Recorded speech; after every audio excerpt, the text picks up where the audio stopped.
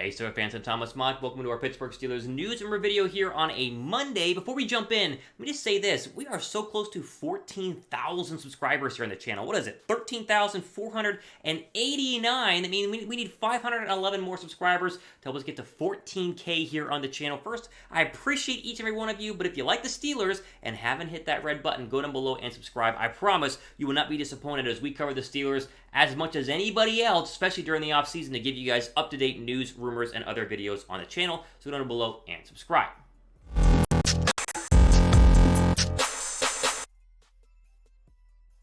All right, let's jump into the latest Pittsburgh Steelers news and rumors here on a Monday. And listen, I'm not a big power rankings guy, and this happens a lot during the actual season or before the season. It's like, oh, who's the best team? Here's my top 10 or my top 20 or my top 32. So normally I don't talk about power rankings, but Peter King, who is a very reputable journalist, I've met him before, really nice guy overall, he released his most recent kind of post-off-season top 32, so every single NFL team. And Pittsburgh's ranking is interesting. He has them outside the top 20, which we're going to get into his thoughts and reasoning on that. Before we do, though, I will say this. If you go through the entire list, and you can just Google Peter King, power rankings, it'll pop right up. We're not going to have time to get into all 32. His top 10 is very accurate. Like, I think he did a very good job in terms of actually ranking this is the best team, a.k.a. Buffalo. He has Buffalo at 1. And then going down through the top 10. So I think he did a really good job in terms of ranking. The Steelers, though, it's interesting because the roster is so confusing is the wrong word, but maybe interesting is the right word. You got the quarterback battle, you have a really good running back, maybe improved offensive line, you have young receivers,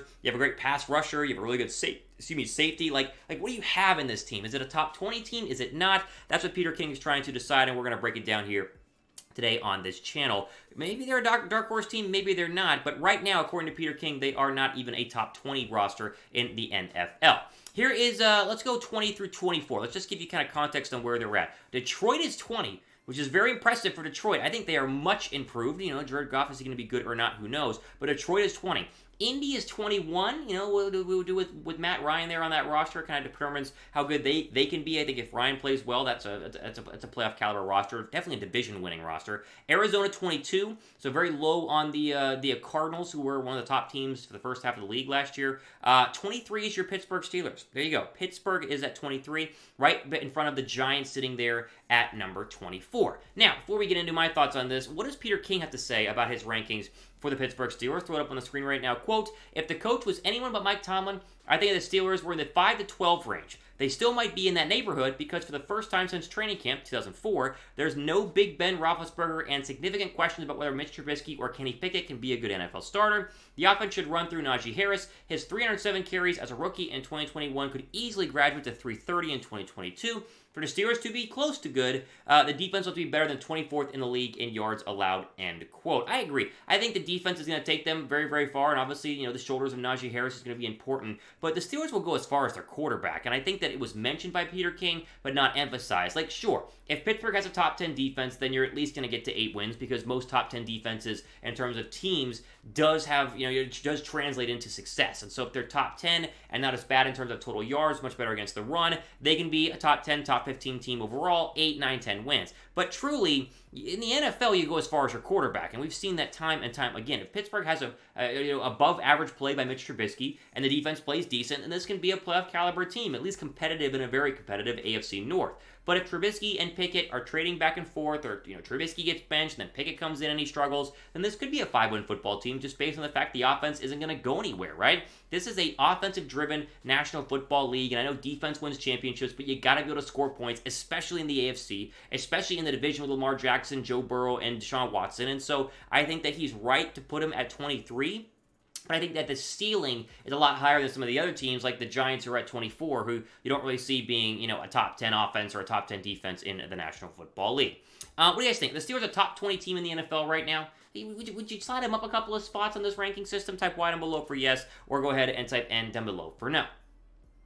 Now, the next thing I want to jump into is the Steelers GM search, and we haven't really talked about it here on the channel because, when you get to GM candidates, you don't know a lot about these guys, so it's hard for me to be like, oh, this is the guy that I would go ahead and hire. But Pittsburgh has now interviewed 6 people twice, so you kind of have the final 6 in terms of your GM search. And so I wanted to go through the list of names. That way you have an idea of who these guys are, where they come from, and maybe not be able to pick who you would like, but at least when they finally make their decision, and that is coming, hopefully in the next couple of days or weeks here, you will at least heard the name of the potential future Steeler GM in what is a very important position, and a position that will impact the Steelers roster for many years to come. So let's go through these here, starting with the first 3, and I'm going to give you a little background on the research I did on them. Ryan Cohen is the first one on our list here. He's the VP of Player Personnel for the Tennessee Titans, and you kind of go, well, Tennessee's been interesting the past couple of years, but they have done a very successful rebuild, going from what was a very irrelevant football team for the past, 15 years to actually, post-Vince Young kind of time, years ago, to at least being a playoff caliber team that's made a couple of deep runs and some really good personnel decisions. Doug Whaley, I think Whaley is how you say his last name, VP of Player Personnel for the XFL. So he's former NFL experience, but has worked his way through the XFL. I would say a very, at least long shot to make the final GM list, but he has been interviewed twice, and so there's something about him that Pittsburgh obviously likes, hence why he has made it into the final 6. John Spytek is very interesting. Former front office intern around the National Football League, popped around a couple of spots as an intern in Philadelphia, back in the mid 2000s. Also did scouting with the Browns and Broncos. He also is a former Bucks player personnel, so not somebody who's actively in like a director of player personnel role, but a lot of experience in a lot of different organizations. That's probably the draw to him there, is he's seen a lot of ways that these organizations are run, and so he can kind of take all the different stuff he's learned and little bits and pieces from and combine it into his style of being a GM, and that could be very intriguing for the Steelers.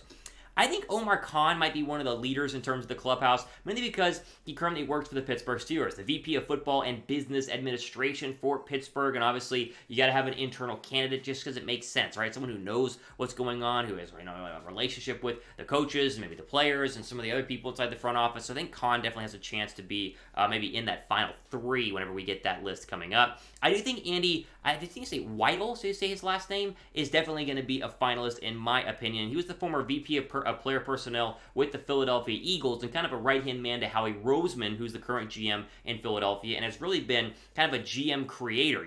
Bill Belichick creates a lot of head coaches, whether it's successful or not. The Andy Reid coaching tree we talk about, there is a Howie Roseman GM/front office personnel tree, and I think that the fact that Weidel has been around Howie Roseman for a very long time shows you why the Pittsburgh Steelers are interested in him, because Philadelphia is a very well-run organization. Finally, Brandon Hunt, Steelers Pro Scouting Director, is definitely another internal candidate that makes sense. He's obviously into this next round of candidates, along with Khan as your 2 internal guys who continue to get a lot of interest from the Pittsburgh Steelers. So there are your 6. Again, it's hard to know a lot about these guys. You can only kind of read what they've done, look at their resumes, but Pittsburgh is still hunting for that next GM, the next future of the general manager spot, and so be curious to see who they go ahead and take. You guys have a favorite for the GM spot? I think Weidel of Philadelphia, and I think either Khan or Hunt are kind of my top 3 right now if I'd pick, but I'm curious if you guys have a favorite and have been following this as much as some other people. I know some Steelers fans could care less, and some Steelers fans really care, and so I figured I'd finally break it down for you guys here today on the channel.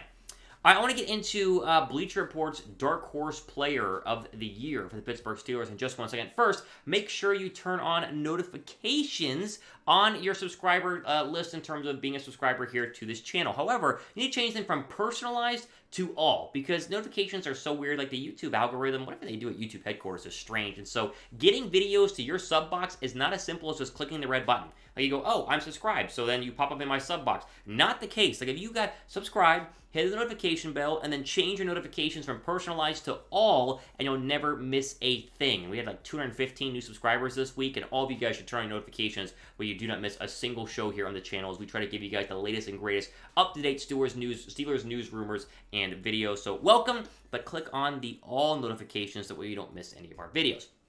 All right, final quick story here regarding a Bleacher Report article talking about breakout players and breakout candidates for different football teams. Ahkello Witherspoon is the winner of Breakout Player of the Year for the Pittsburgh Steelers, the cornerback who enters what is an interesting cornerback depth chart, as we'll look at here in just one second. I think, kind of a, I don't know if we call him a journeyman, but he spent time with the 49ers, and then we spent time with the Seattle Seahawks, moves over to the Steelers, and so he's seen a lot and kind of waiting for that real big breakout season where it's like, oh, clear starter in the National Football League and not kind of a fringe starter, as I think he's been viewed by a lot of teams. But I think Bleacher Report has they're onto something here in terms of where they put Ahkello Witherspoon. Throw it up on the screen. Here's the write-up on it. Quote, Pittsburgh Steelers may have hit on an underrated move when they acquired Ahkello Witherspoon from the Seattle Seahawks last September. At 6'2", $195, Witherspoon has the size to match up against bigger lead wide receivers and enough foot speed to mirror some of the twitchier pass catchers on the perimeter. In line for a starting role, he's a potential breakout candidate. So I agree. I think he's a chance to go ahead and start. Pittsburgh obviously adding some cornerbacks this offseason and trying to improve what was one of their worst position groups on the defensive side of the football. They were bad overall. You talk about 27th in points allowed. That was obviously a problem for both the running defense and the passing defense, and I think that Witherspoon definitely has a chance. Now, it is a crowded cornerback room. It's got some guys in there trying to get future contracts and some prove-it deals. Not a lot of draft action in terms of adding corners in the draft, but the free agency group has been strong, and I think that Witherspoon makes it stronger, and he has a chance. We'll see what happens in training camp, and you talk about breakout candidates. You don't really know who's going to actually break out or not, but I do think that Witherspoon makes some sense in terms of a future breakout candidate. Outline on this. Give me your pick for the Steelers' breakout candidate in 2022. If you have somebody on the list, let me know who that is down below in the comment section, whether it's Witherspoon or not. But as we end today's video, we'll make sure you guys go ahead and follow me on Twitter at Thomas Mott, the one-stop shop for all your Pittsburgh Steelers tweets. I think I tweet some pretty good stuff. If you guys like that, follow me at Thomas Mott. And then we'll also do a mailbag video later on this week. So hashtag Steelers down below in the comments section to be a part of a mailbag video. If you guys want to get your questions in now, be a subscriber and ask away. All right, alternate day on our Pittsburgh Steelers news and review video. Thomas Mott signing off for the rest of your day.